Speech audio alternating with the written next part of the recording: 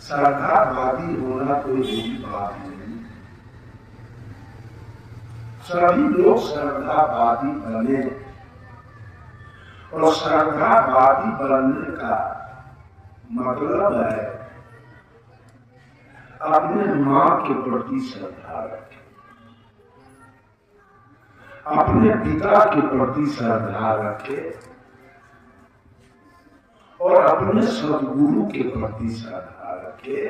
ये है श्रद्धा। इसलिए कि इन्हीं तीनों का देन मेरे जीवन में है, और किसी का कुछ दिया हुआ मेरे जीवन में नहीं। माँ ने बहुत कष्ट काटकर, बहुत दुख पीड़ा सहकर इस प्रभु को दिया, और पिता ने आधा पेट खाकर, फाटल कपड़ा पहनकर, मजदूरी कर, दुकानदारी कर, खेती कर, मुझे पढ़ा लिखा कर इंजीनियर, डॉक्टर, प्रोफेसर बनाया। इसमें किसी देवता का ही पैसा लालच नहीं। और गुरु जी ने ज्ञान देकर मेरे जीवन को उज्जवल बना दिया, पवित्र बना दिया, पावन बना दिया, सम्मानित बना दिया, आदरणीय बना दिया।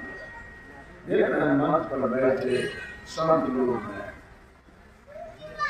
इनका आदर कौन दिया? इनको आदर कौन दिया है? एक होता है ध्यान, और ध्यान के अंदर में क्या होता है? ध्यान के अंदर में होता है चावल।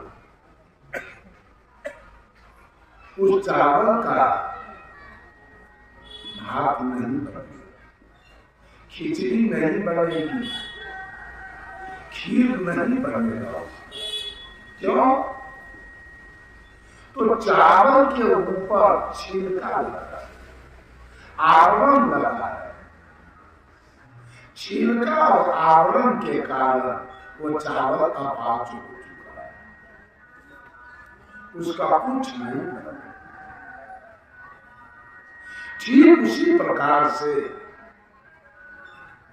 घट घट में परमात्मा की सत्ता है, लेकिन हमारे ऊपर अज्ञानता का आवरण, अज्ञानता का छिलका मेरे ऊपर लगा, जिसके कारण मैं मांस खाता हूँ, मछली खाता हूँ, दारू पीता हूँ, गांजा, भांग, बीड़ी, सिगरेट, पान, सुपारी, चोरी, दलाली, बेईमानी करता हूँ। परमात्मा के रास्ते में जेल काटता हूँ, फांसी पर लटक जाता हूँ, डंडा खाता हूँ, थूक चाटता हूँ, काम न तो उठ बैठ करता हूँ।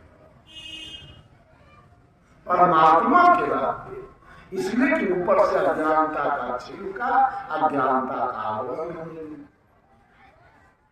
मेरे निकट कोई बैठ नहीं सकता, मेरी बात कोई सुन नहीं सकता, मेरे साथ कोई सो नहीं सकता। क्या कहेगा?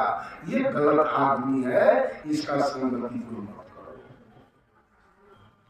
परमात्मा के रहते, जैसे चावल के रहते छिलका के कारण वो चावल अपाच हो गया, वैसे परमात्मा के रहते आपका भी जीवन अपाच हो। वो चावल को ले जाइए मील में। पहले तो माँ बहने ओखली दूसर से कूट देती थी, अब आप लोग क्या कूटे, चाहे हमारे बिहार में माँ बहने ओखली दूसर लेकर और धान को कूट के छिलका उलाती थी और चावल को सुपात बनाती थी। छिलका अलग, चावल अलग। अब उसका सब कुछ बनेगा, खिचड़ी बनेगी, खीर बनेगा और भात भी बन जाएगा। अब चावल सुपाच्य हो गया, छिलका उड़ गया, अलग हो गया। ठीक उसी प्रकार से सदगुरु अज्ञानी जीव को अपने सानिध्य में लेकर और ज्ञान रूपी ओखली और विवेक रूपी मूसर से कूट कर उसके अज्ञानता रूपी छिलका को उड़ा के और उसके जीवन को सुपाच्य बना दे। ये गुरु की कृपा। सुपाच्य बनाते एक फायदा हुआ, आपका छिलका उड़ गया, आपका जीवन सुपाच्य। अब आपकी बात सब सुने। प्रवचन का क्या अर्थ होता है? एकाध समय ने पूछा व्हाट इज प्रवचन, तो कहा पौर माने दूसरा और वचन माने बात। दूसरे की बात को प्रवचन नहीं, पौ में न संयुक्त अक्षर लगा हुआ प्रवचन है।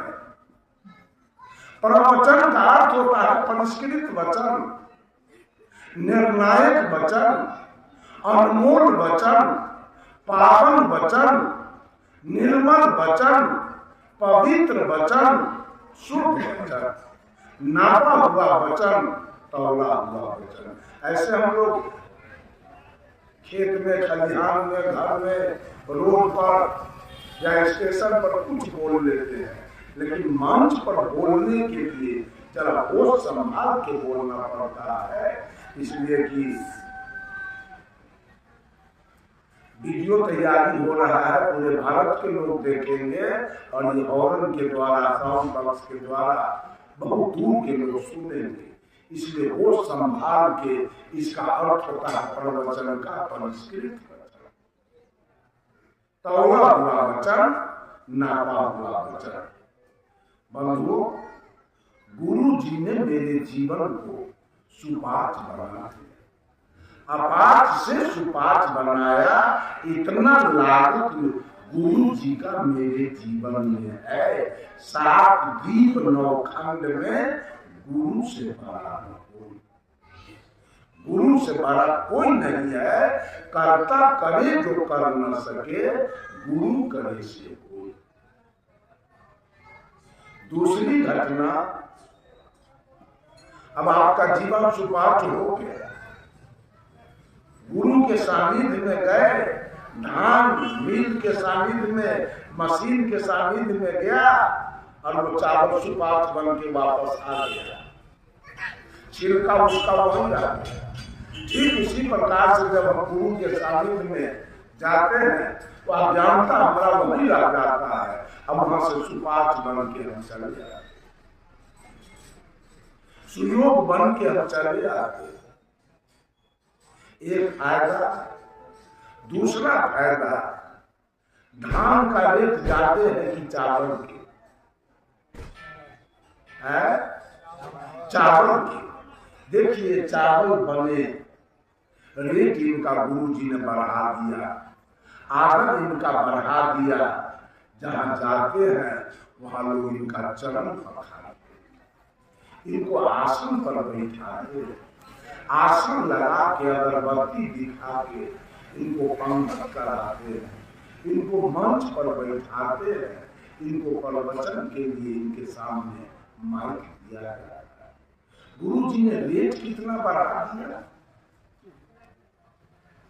जैसे धान से चावल बने तो रेट बढ़ गया, वैसे अज्ञानी से ज्ञानी बनाया गुरु जी ने, तो आपका रेट बढ़ाया, आदर बढ़ाया, मान सम्मान बढ़ा दिया। और तीसरा फायदा, धान और चावल को खेत में छीट के और उस पर से हेंगा मार दीजिए, जलने का कौन? धान जलनेगा कि चावल? धान जलनेगा।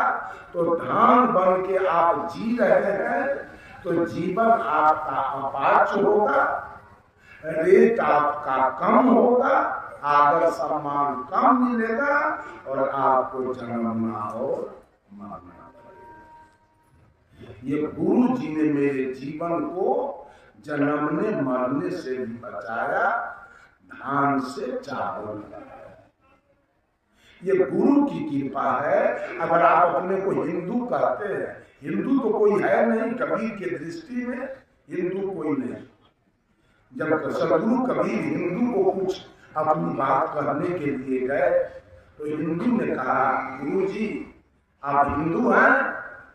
तो सदगुरु कबीर ने कहा, नहीं, हिंदू कहो तो ऐ नहीं, मैं हिंदू नहीं हूं। अब तो चुप हो। मुसलमान से कुछ कहने के लिए गए तो मुसलमान कहा, बाबा आप मुसलमान हैं? कहा, मुसलमान भी ना। तब तो दोनों सोचने लगा, बाबा है क्या, न हिंदू है न मुसलमान है। सारे देवी देवताओं का चित्र तस्वीर आप देखिए, या तो हिंदू के जैसा या नहीं तो मुसलमान के जैसा, लेकिन सदगुरु कबीर के तस्वीर को अगर सही से आप निहारे तो न हिंदू के जैसा न मुसलमान के जैसा। इसलिए कि मुसलमान दाढ़ी रखते हैं, मोछ कटा, हिंदू मोछ रखते हैं, दाढ़ी कटा। लेकिन सदगुरु कबीर को मोछ भी है और दाढ़ी और बाल भी है, तीनों है। न हिंदू के जैसा न मुसलमान के जैसा। हिंदू